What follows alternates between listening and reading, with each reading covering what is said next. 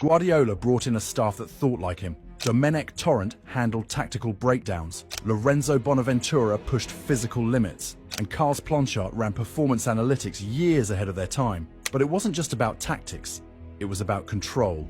Pep banned sugary drinks from the training facility. He made video analysis sessions mandatory. Players were expected to understand why they moved, not just where to go.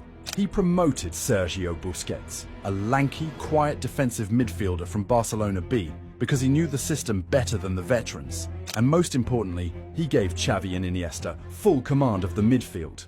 Guardiola wanted football to look like poetry in motion, but it wasn't soft. It was suffocating. If Barcelona didn't have the ball, they'd swarm to get it back in under 6 seconds. That became a rule. Lose it, win it back in 6. Veterans like Henry and Eto'o said training under Pep was the most intense of their careers. Xavi later admitted, "I felt like I was learning football all over again." Pep wasn't copying Johan Cruyff. He was taking the foundation and building a weaponized version of it. Possession wasn't just beautiful, it was deadly. But no system matters if it can't survive reality. And Guardiola's brand new Barcelona, it lost its very first match. Guardiola's dream system collapsed immediately. It was August 31st, 2008, La Liga's opening day. Barcelona travelled to face newly promoted Numancia. It was supposed to be a warm-up, a comfortable debut for the Pep era. Instead, it was a warning. Barcelona dominated from the first whistle. They had over 80% possession, nearly 600 passes, 26 shots on goal, and they lost 1-0. A single counter-attack stunned Barcelona away. The press tore into Guardiola. He's overthinking it.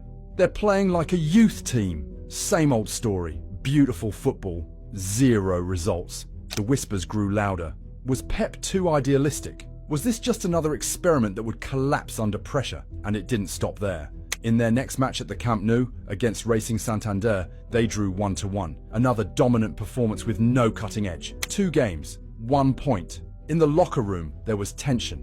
Even the players began to wonder, was this whole system just fantasy? But Pep didn't flinch. He walked into the dressing room and told his squad something very simple. We're not changing anything. He reviewed the footage, showed the team the passing sequences, the pressing triggers, the spaces they created. He told them the goals would come, the system was working, and he was right. On September 13th, 2008, Barcelona exploded. They destroyed Sporting Gijón 6-1, then thrashed Real Betis 3-2, then hammered Atletico Madrid 6-1. The floodgates had opened. From that moment on, Barcelona wasn't just playing good football. They were playing something else, something surgical, relentless, inevitable, and it was only the beginning. In just 12 games, Barcelona scored 44 goals. The world hadn't seen football like this before. After that demolition of Sporting Gijón, the switch had been flipped.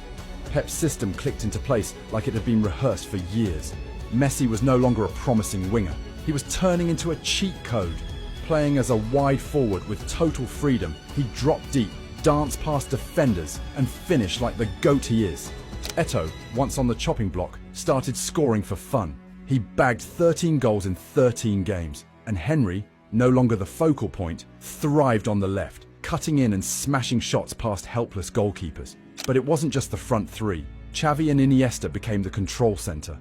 They didn't just pass, they hypnotised the opponents. With Busquets mopping up behind them, the midfield triangle rotated constantly, never standing still, always one step ahead. And when they lost the ball, the whole team pounced. Barcelona pressed so high and so fast, it looked unreal. Teams couldn't build, they couldn't even think. By October, they smashed Atletico Madrid 6-1. By November, they thrashed Valladolid 6-0, beat Valencia 4-0. In a matter of weeks, Barcelona had gone from uncertain and untested to terrifying. By the halfway point of the season, Barcelona sat at the top of La Liga with 50 goals scored and just 13 conceded. They were averaging 3 goals a game.